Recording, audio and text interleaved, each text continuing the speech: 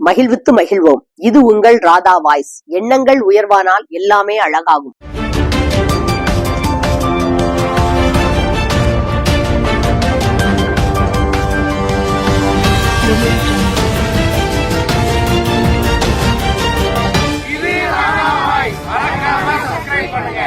இன்னைக்கு நாம பார்க்க போறது ரொம்ப ரொம்ப ஒரு முக்கியமான விஷயம். அதாவது நம்ம வீட்டுல பணம் இல்லையே, ரொம்ப கஷ்டமா இருக்கு, நிறைய கடன் வாங்கிக்கிட்டு இருக்கோம், என்ன பண்றது அப்படின்னு நீங்க ரொம்ப மனம் கலங்கி இருக்கலாம்.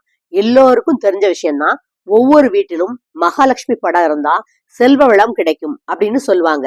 இந்து மத சாஸ்திரப்படி இது உண்மைதான். உங்க வீட்டுல இருக்கக்கூடிய லட்சுமி படம் உண்மையிலேயே உங்களுக்கு ஆசீர்வாதம் தருமா, பண கஷ்டத்தை போக்குமா அப்படின்னு ஒரு கேள்வி இருக்கு.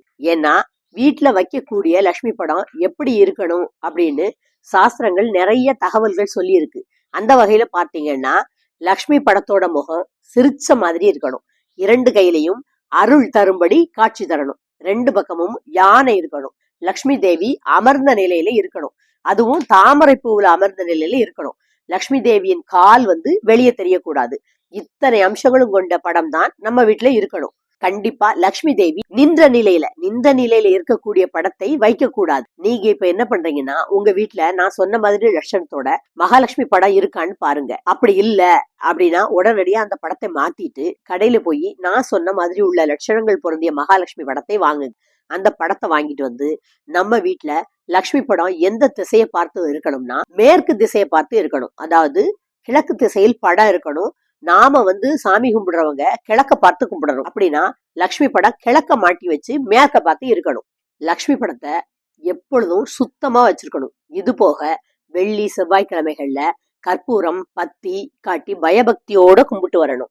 குறிப்பா நீங்க லக்ஷ்மி படம் வாங்கிட்டு வரும்போது ஒரு நல்ல நாளா பார்த்து வாங்கிட்டு வாங்க. அதே நல்ல நாள்ல வீட்டுல சுவர்ல அந்த படத்தை பொருத்தி குடும்பத்தோட நின்று சாமி கும்பிட்டு, தாயே இந்த வீட்டுல செல்வம் சேரணும், உன்னுடைய அருள் வேண்டும் அப்படின்னு சொல்லி மனதார எல்லாரும் சேர்ந்து கும்பிடுங்க.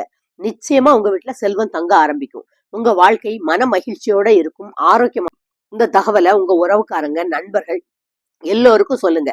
ஏன்னா தவறான லட்சுமி படத்தை வாங்கிட்டு அதை வச்சு கும்பிடுறத விட வணங்கிட்டு வரும்போது நீங்க நினைச்ச காரியம் நடப்பதற்கு கொஞ்சம் லேட் ஆகும். லக்ஷ்மியோட அருள் நம்மளுக்கு கிடைக்கணும்னு சொன்னா இந்து மத சாஸ்திரப்படி இந்த மகாலட்சுமியை வாங்கி வணங்குங்க. ரொம்ப நல்லதே நடக்கும். நன்றி வணக்கம். அன்புடன் ராதா வாய்ஸ். நன்றி வணக்கம்.